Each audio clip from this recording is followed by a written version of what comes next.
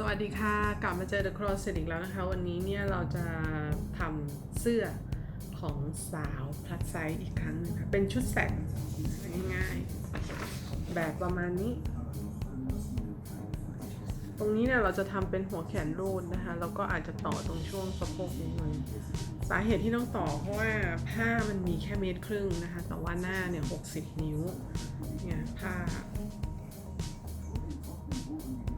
อันนี้เป็นผ้าเดี๋ยวลองดูกันนะคะว่าจะได้อย่างที่ต้องการหรือเปล่านะคะแล้วก็ออกมาแล้วจะสวยหรือเปล่านะคะ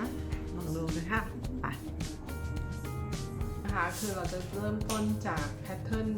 มาตรฐานมีเกรดไหล่แล้วก็เกรดเอวนะคะสาเหตุที่เราเลือกแพทเทิร์นอันนี้เนี่ย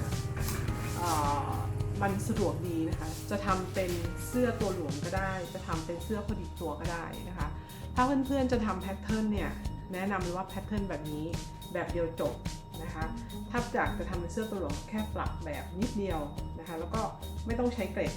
ก็จบละนะคะโอเคเดี๋ยวมาเริ่มทำ